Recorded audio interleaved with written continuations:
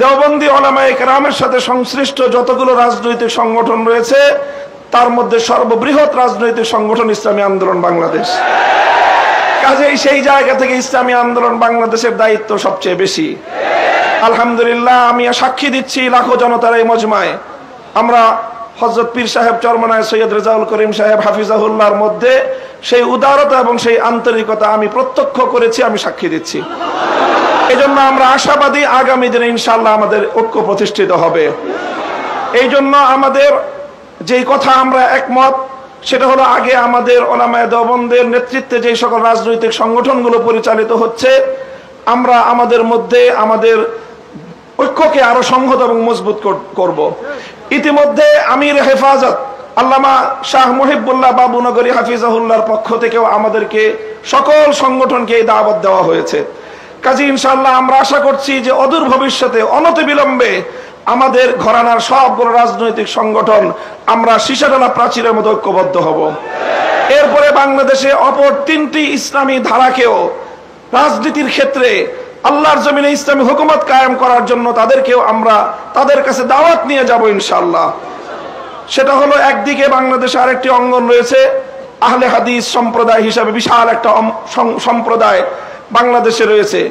আমার যতদূর জানা তারাও এই বিষয়ে বর্তমানে অতীতের যে কোনো সময়ের তুলনায় উদার দৃষ্টিভঙ্গি লালন করছেন। ডক্টর আসাদুল্লাহ গালিব এবং মৌলানা আব্দুর রাজ্জাক বিন ইউসুফের নেতৃত্বে আহলে হাদিস ভাইয়েরা তারা রাজনৈতিক অঙ্গনে উলামায়ে উম্মতের সাথে উলামায়ে দেওবন্দের সাথে ঐক্য করার জন্য তারা প্রস্তুত রয়েছেন। আমাদের আরেকটি অঙ্গন রয়েছে যাদেরকে আমরা সুন্নি বলে জেনে থাকি, সেই সুন্নি ভাইয়েরাও আমি আশা করি এবং আমার কাছে যতটুকু ধারণা তারাও ঐক্যের জন্য প্রস্তুত রয়েছেন। তৃতীয় যে আরেকটি গ্রুপ রয়েছে জামায়াতে ইসলামী বাংলাদেশ, যারা দীর্ঘদিন ধরে রাজনৈতিক অঙ্গনে আল্লাহর জমিনে আল্লাহর আইন বাস্তবায়ন করার স্লোগান নিয়ে যারা কাজ করছেন তাদেরকেও আমরা উদাত্ত আহ্বান জানাবো এবং তাদের কাছে আমরা দাওয়াত নিয়ে যাব।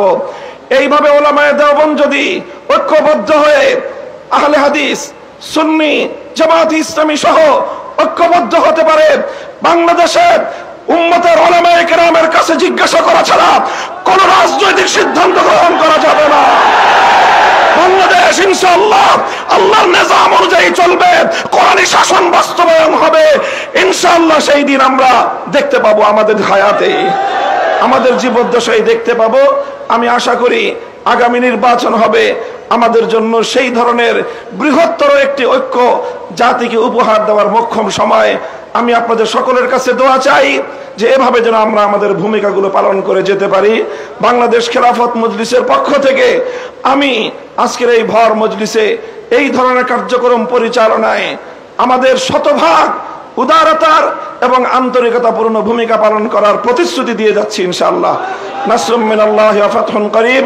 আসসালামু আলাইকুম ওয়া রাহমাতুল্লাহ।